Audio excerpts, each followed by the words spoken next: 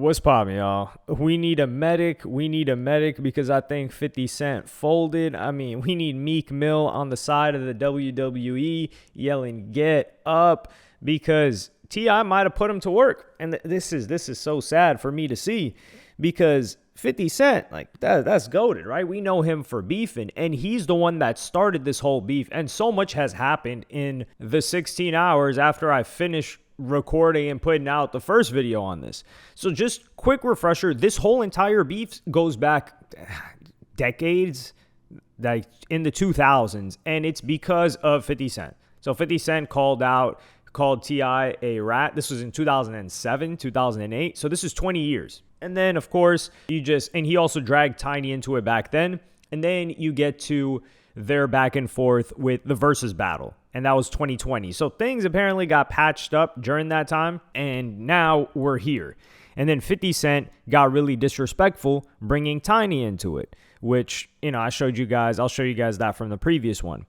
So we have all of that happening. And T.I.'s son, King, goes on a crazy rant at 50 Cent. Now, we know King, he's the biggest gangster in Atlanta. We don't know why he decided to be that, but he decided to be that. And he was stepping when it came to his mama and dissing 50 Cent's mother, who is dead. Say something about my mama. Your mama dead as fuck. Your mama dead as fuck. Go dig her up. Go dig her up. Post a picture of your mama. Nigga, she dead. Nigga. Pay respect. Nigga. Stop playing with my mama. Nigga. Playing like that. Nigga. Going like that. Nigga. How y'all been raised? I'm not raised like that. I don't go. I'm not going about my mama. Nigga. I'm not going. Nigga. So tell your dead ass mama dig her ass up and post a picture that look better than my mama. Nigga. Fuck wrong with you, nigga. Y'all nigga tie y'all mama. Y'all nigga know who the fuck I fuck with. Nigga. You better put that music up and nigga, shut the fuck up, nigga. Cause all that other shit ain't gonna get it. On my mother. Your mama dead as fuck, nigga. Dig that bitch up. Not going. Nigga, not going. Now what the fuck you gonna do about that? Nigga, not going. I don't give a fuck how nigga dead. Nigga, not going. Nigga, posting my mama like your mama ain't dead as fuck. Go put some flowers on that bitch grave, nigga. Man, nigga, posting my mama, legend. Your mama, Jay, nigga. Stop, man. Don't never think you can get on this level and you can compete with us, nigga. We on a whole different ball game, nigga. We got a whole different type of level of respect around here, nigga. You get on that, do that big shit, nigga.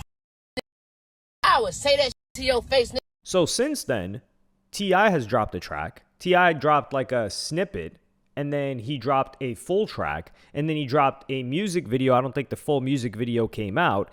And then King also dropped a track. Now, I can't show you guys the King track because it is like copyright and the full track's not out, so the lyrics aren't all the way out yet. But King was spitting on this one. He posted it on his IG reel, and this gave me a reason to listen to King music. I wasn't listening to King music before this, but he's cooking on this track. People are feeling this track by King.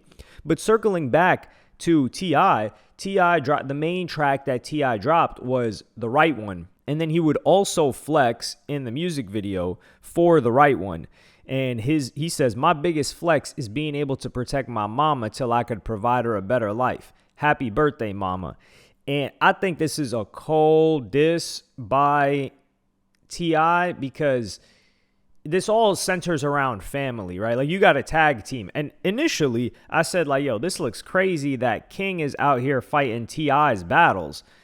Come on, dog, that doesn't look too good on you. But T.I. hopped in. So they're doing like a tag team mission on 50 Cent. And 50 Cent's got kids, right? Well, the first kid he doesn't really acknowledge. And that's where I think T.I. kind of starts winning the dynamic. And I think they may have hit a soft spot for 50 Cent. Because in the track, we're going to look through a couple of lyrics from T.I.'s The Right One. And then he says, "I'll walk up on him, knife son, think he Tyson, you ain't as tough as my son." So he's talking about his son. "Ain't no fear here, I'm a king and you a duck, you got no peer here." And then he continues, and this is where I think he really digs into 50 and rallies the hip-hop fan base on his side, where he says, "You take no issue with them white boys. It's only our people that you find to be an eyesore. Duck and smoke, you won't even stand up for his legacy. I guess it's because he ain't ish to fight for." And I think this is when he's talking about him ducking the versus battle, which that is a very, I think the depth of T.I.'s catalog is certainly better.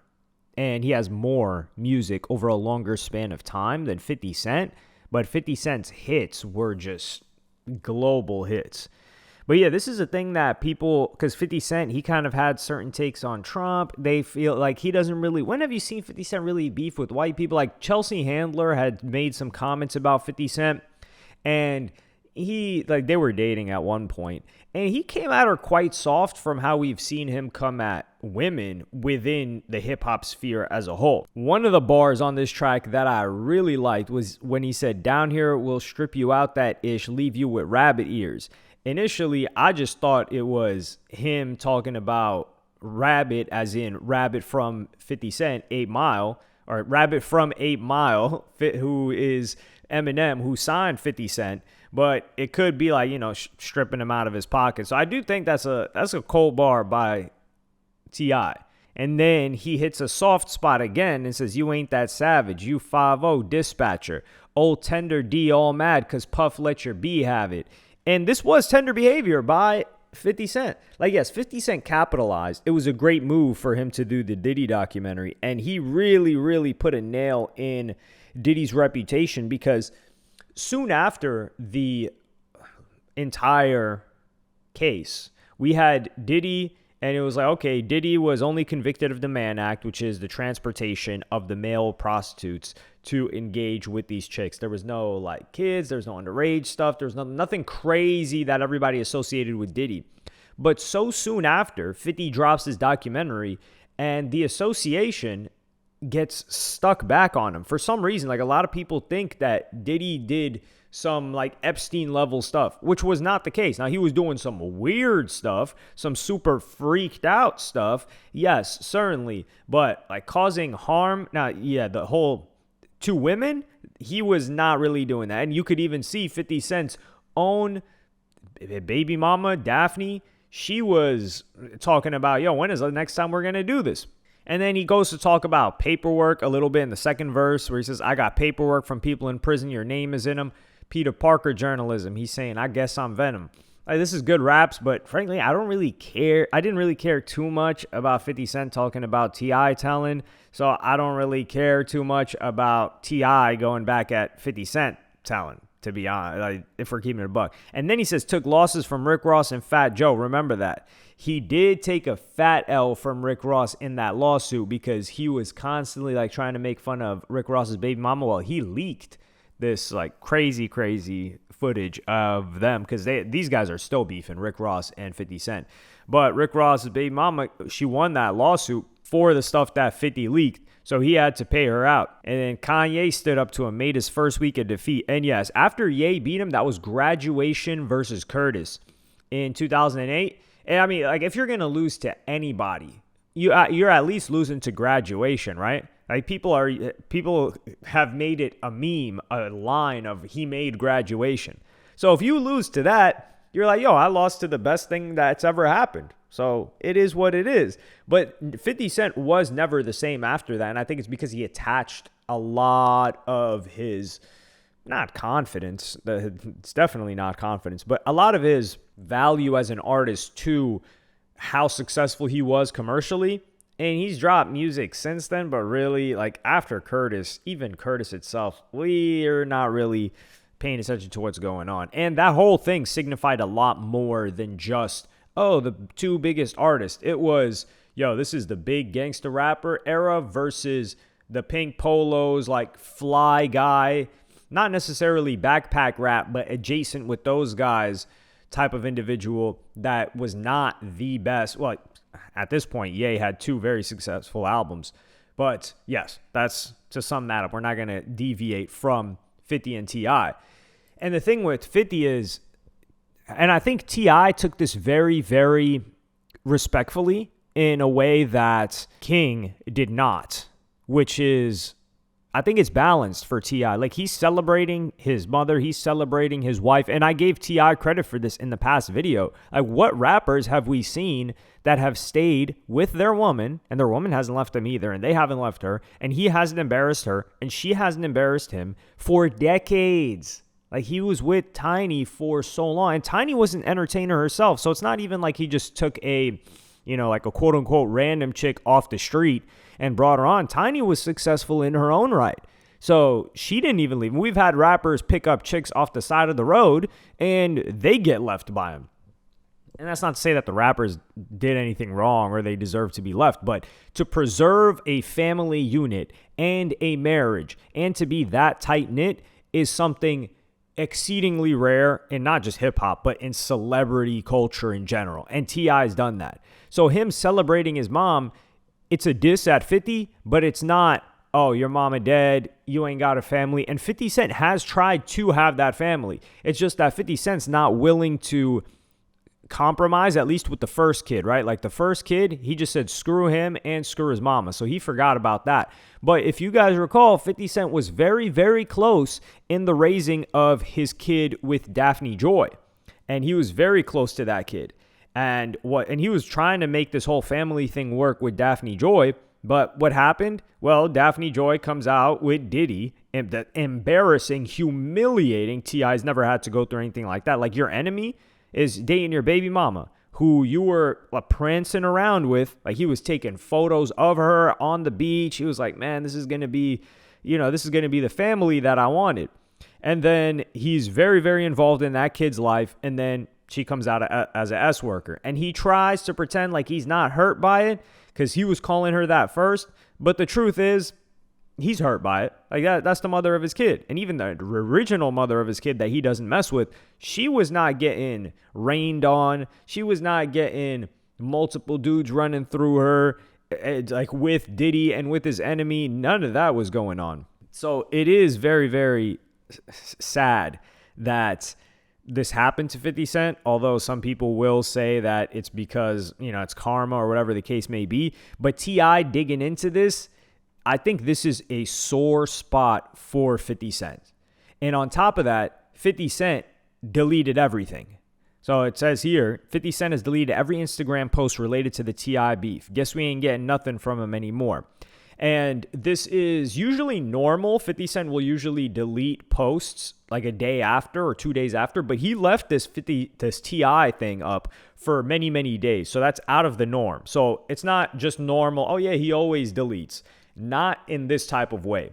And even in his comment section, they're cooking him. Like, he just posted something about governor talking about 50 Cent's investments, and it's in Shreveport, Louisiana, which he's doing incredible stuff over there, building up this whole production unit. But you look at his responses, and it's just T.I. quotes, people saying deleted posts tells me all I need to know. You take that L, boy, you got out-trolled. Stop bullying women. Why are you posting and deleting? And they're just flaming him across like all of his posts. They're saying he's raising the white flag.